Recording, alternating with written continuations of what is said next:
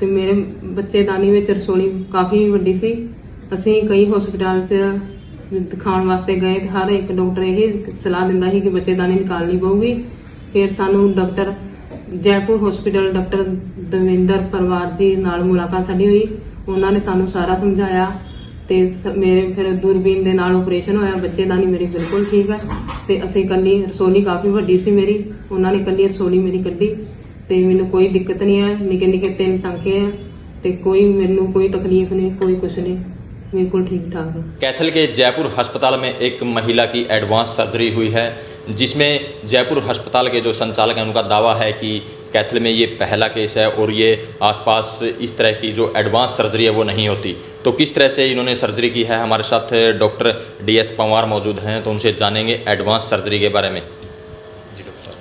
नमस्कार, कैथल खबर को नमस्कार और कैथल खबर देखने वाले जो है दर्शकों को भी नमस्कार जी। ये जो महिला है इसमें बच्चेदानी की रसोली थी और काफ़ी बड़ी रसोली थी और जो कई जगह ये महिला कई अस्पताल में गई है यहाँ पर, तो सब ने बोला कि ये रसोली हटाएंगे हम, लेकिन है ना हम जो है हाथ से ऑपरेशन करेंगे, इसका चीरा दे के ऑपरेशन होगा। तो ये पेशेंट को किसी ने बताया कि दूरबीन से अगर सर्जरी करानी है तो जयपुर हॉस्पिटल चले जाइए, एक बार वहाँ मालूम कर लीजिए। तो ये पेशेंट हमारे पास आया और हमने पूरा असेस किया, इसको पूरा एग्जामिन किया, इन्वेस्टिगेशन करवाई, तो हमने इसको कहा कि हम लोग आपका दूरबीन से कर देंगे। तो हमने वो पेशेंट ऑपरेशन किया, उसमें केवल 4 होल उसमें हमने किए हैं और दूरबीन से बच्चेदानी की रसोली हमने निकाली है और बच्चेदानी बिल्कुल सेफ़ है, किसी तरह की कोई दिक्कत नहीं है। तो सर जैसे इस तरह के ऑपरेशन वगैरह करते हैं तो आमतौर पर जो बच्चेदानी निकालनी पड़ती है? हाँ, रूटीन में इस तरह के ऑपरेशन करते हैं तो वो महिलाएं चाहती हैं कि वो बच्चेदानी रखें।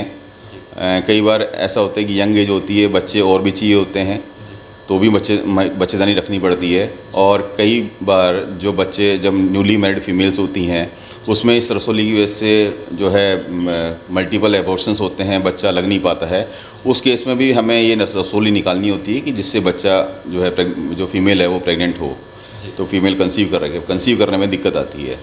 तो ये रसोली अब तक जो है केवल हाथ से निकाली जाती रही है, हाथ से निकालते हैं, काफ़ी सारे जो सर्जन गायनेकोलॉजिस्ट करते हैं, लेकिन ये कैथल और आसपास में इस तरह का पहला ही केस है जिसको हमने दूरबीन से किया है। हम लोग काफ़ी टाइम से कर रहे हैं, दूरबीन के और भी ऑपरेशंस करते हैं, ये भी हमारा पहला ही केस था जिसको हमने जो है बिल्कुल सक्सेसफुल तरीके से किया है और महिला बिल्कुल ठीक है और 4 होल से उसका जो बड़ा पूरा चीरा बच गया है।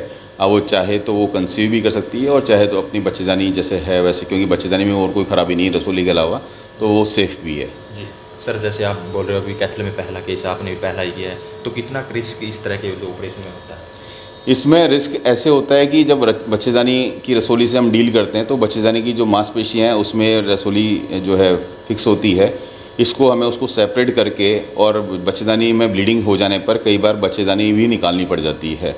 तो ये सबसे बड़ा रिस्क होता है कि पेशेंट चाहता नहीं है कि वो बच्चेदानी निकले और रसोली निकल जाए, लेकिन नहीं चाहते हुए भी कई बार सर्जन को इतना ब्लीडिंग हो जाता है तो वो निकालनी पड़ती है। और दूसरी बात, हाथ के बिना इसका ऑपरेशन होता नहीं है अब तक।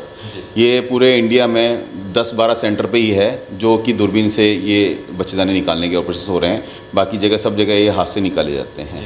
तो सर जो रसोली थी कितने किलो की थी सर? ये लगभग 2 किलो की रसोली थी, जो हमने फिर एक मशीन आती है, मोसिलेटर आता है, उससे हमने फिर उसको मैश करके और फिर उसको मशीन से निकाला है हमने। जी, तो क्या आप बोल सकते हैं जयपुर हॉस्पिटल में जो लेटेस्ट टेक्नोलॉजी है वो अपनाई जाती है जो सर्जरी के दौरान? हाँ बिल्कुल, हम जयपुर हॉस्पिटल में हम लोग सभी तरह के ऑपरेशन, अब वर्चुअली अब कोई भी ऑपरेशन ऐसा नहीं है जो हम नहीं कर रहे। दूरबीन से सभी तरह के हर्निया हम कर रहे हैं, चाहे वो इंग्वाइनल रीजन में हो, चाहे पेट का हर्निया हो, चाहे पुराने ऑपरेशन के बाद में जो हर्निया होता है वो हो। बच्चेदानी के सारे ऑपरेशन हम कर रहे हैं, बच्चेदानी की रसोली का ही ऑपरेशन किया है। अच्छा, ट्यूब खोलने के ऑपरेशन भी हम इसमें लेप्रोस्कोपी से कर रहे हैं, जो बाकी सब जगह हाथ से होता है। इसके अलावा जो है गॉल ब्लैडर और अपेंडिक्स तो लेप्रोस्कोपी से होता ही होता है। और इसके अलावा हम जो आंत में फटने के ऑपरेशन हैं जो है वो भी हम लोग है ना दूरबीन से कर रहे हैं। तो करीब करीब जो है जयपुर हॉस्पिटल में मिनिमल इन्वेजिव टेक्निक हम काम में ले रहे हैं। एडवांस कैमरा हमारे पास सिस्टम है, तो उससे पेशेंट को ये बेनिफिट है कि पेशेंट नेक्स्ट डे ही चलने फिरने लायक हो जाता है और आगे भी पेशेंट को हर्निया और दूसरी जैसे ड्रेसिंग करवानी पड़ती है, पेशेंट को बार बार आना पड़ता है, दर्द भी होता है, आप जल्दी काम पर लौट सकते हो। महिलाएं अपने जल्दी काम पे घर पे कर सकती हैं। अगर मेल पेशेंट है तो वो जल्दी अपने काम पे लौट सकते हैं, तो उनको फाइनेंशियल लॉस भी कम होता है। तो हर तरह के बेनिफिट्स ही हैं इसमें। जी तो ये थे हमारे साथ डॉक्टर DS पंवार, जिन्होंने जो एडवांस सर्जरी महिला की है।